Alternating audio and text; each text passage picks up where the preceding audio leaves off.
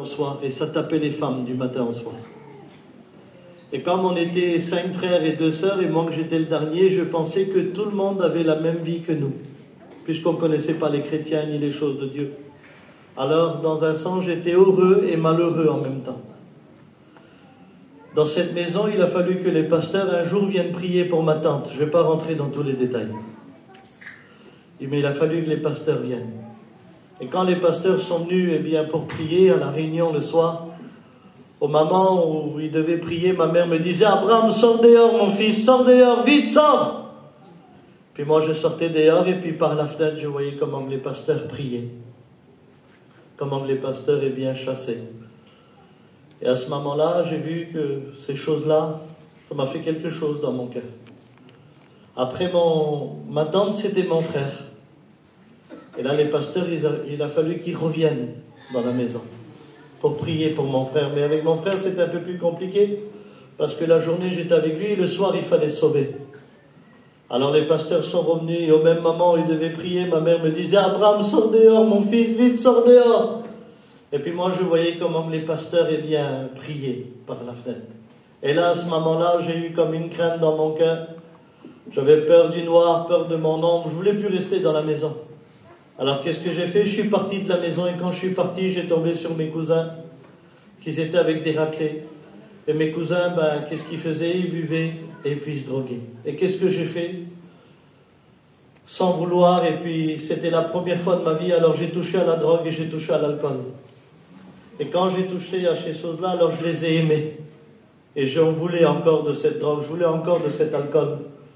Et comme chez nous, il n'y avait pas grand-chose, alors j'ai commencé à voler pour me procurer ces choses. Et quand j'ai commencé à voler, je me suis procuré ces choses. Et quand je me droguais, le soir, ça me disait dans mon cœur, tu vas rentrer, ta mère elle va voir que son dernier, c'est un drogué. Alors qu'est-ce que je faisais? J'ouvrais les voitures des gadgets le soir et je dormais dans les voitures. Et quand je n'arrivais pas à ouvrir les voitures, je me mettais dans les hôpitaux, aux urgences, parce que dehors il faisait froid. Et je faisais comme si je passais une visite, mais je restais dans l'hôpital parce qu'il faisait froid. J'ai passé des Noëls et des jours de l'an dans des parcs, tout seul, sur des bancs, à me droguer. J'ai arrivé pendant un moment où je devais marcher comme ça, constamment je mettais des capuches pour pas qu'on me reconnaisse. Tellement que j'étais pris par ce système de vie. J'avais fait une grande crise d'angoisse, j'avais perdu tous mes cheveux ici à l'arrière, j'avais plus de cheveux, par la grande crise d'angoisse que j'avais fait. Et un jour, je m'avais drogué toute la journée, je n'avais pas mangé, j'étais très fatigué. Et j'ai pris le dernier bus, parce qu'à l'époque, je n'avais pas de permis. J'ai pris le dernier bus à minuit 15, c'était le 105. Je l'ai pris à Place Carnot, à Montreuil. Et quand je prends le bus, donc je me mets tout au fond du bus, et quand le bus descend, et il passe devant une église. Dans cette église, il y avait des Roms, des Manouches, des Espagnols, des Catalans. C'était une église mélangée. Et quand j'ai vu l'église pour la première fois de ma vie, mon cœur a pleuré. J'ai senti une larme couler de mon cœur. Et j'ai dit dans mon cœur, parce que je ne pouvais pas avec mes lèvres, je n'avais pas de force. J'ai dit, Seigneur, combien que j'aurais donné pour être dans cette église? Parce que je savais que ceux qui étaient à l'intérieur avaient une meilleure vie que la mienne. J'arrive chez moi, et quand j'arrive chez moi, il y a le prédicateur Zoni, un missionnaire, un Rome. C'est lui qui s'occupait de ma famille, de ma tante et de mon frère. Il dit, t'es là, Abraham? Je dis, oui, mon oncle. Il dit, tu bouges pas, tu viens avec nous ce soir. Et moi, j'avais un grand respect pour le serviteur de Dieu. Je dis, d'accord, pasteur, il n'y a pas de problème. Et on part le soir, et on part direction à 30 km de chez moi. Et quand on arrive à la Réunion, on arrive sur un grand parking, il y avait une caravane de 7 mètres. Et quand je descends, je dis, Zoni, allez où la Réunion? Il me dit, c'est ici, c'est dans la caravane. Mais je dis, moi, je ne vais pas ici, Zoni. C'est soit Noisy-le-Sec ou la cathédrale de Paris, mais je ne rentre pas dans la caravane. Et il me dit, viens, tu vas voir. Et quand on arrivait un peu tard, et donc le pasteur prêchait. Et quand je me suis assis, le pasteur dit, si tu es rentré drogué,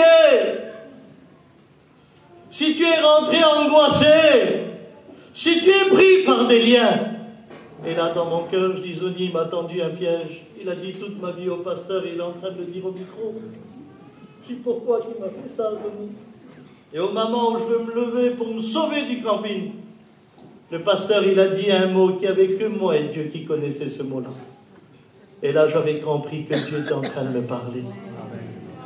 Il dit, si ce soir tu veux être libéré, si ce soir tu veux être pardonné, si ce soir tu veux que ta vie change, il dit, lève ta main là où tu es. Et j'ai levé ma main droguée. J'ai saisi le message et j'ai senti un feu rentrer en moi. J'ai senti des chaînes tomber de mes mains, des écailles tomber de mes yeux. J'étais là dans le camping, j'ai dit, qu'est-ce qui m'arrive, Zoni? Qu'est-ce qui m'arrive? Il dit, ne t'inquiète pas, Abraham, c'est la présence de Dieu, c'est la grâce de Dieu. Je dis, emmène-moi chez ma famille, je veux voir mon père, je veux voir ma mère. Il y avait des jours où j'étais parti. Et là, je passe vite. Je me suis converti, je me suis baptisé. J'étais baptisé du Saint-Esprit. Je me suis marié avec la fille d'un pasteur. 2004, 2005, j'ai fait mes études. Et en 2005, un mercredi après-midi, je m'en souviendrai toute ma vie. Mon ancien m'appelle, il me dit, Abraham, t'es où? Je dis, je suis à la maison. Il dit, va vite à l'église. Ouvre la porte, parce que je suis dans les embouteillages. Et si je viens pas, tu prêches. Et quand j'ai écouté ça, j'avais un feu dans mon cœur. Alors je suis parti à fond. J'arrive devant l'église. Et quand j'arrive devant l'église, c'est celle où je me suis demandé droguer. Mais moi, j'ai oublié la prière. J'ai oublié ce que j'avais demandé dans le bus. C'était oublié pour moi. Et quand j'arrive devant l'église, au moment où je mets la clé dans la serrure, mais au même moment où je veux tourner la clé, le bus passe derrière mon dos. J'écoute le bruit du bus, le moteur d'un bus. Le même bus où j'étais dedans, il passe derrière mon dos. Et il y a une voix qui me dit, Abraham, tu te rappelles où tu t'es demandé? Regarde où tu es aujourd'hui. J'étais là, j'étais en train de trembler. Je deviens fou, c'est qui me parle? Je dis, tu m'as écouté ce jour-là, j'étais drogué. J'ai compris que quand un malheureux crie, l'Éternel l'entend.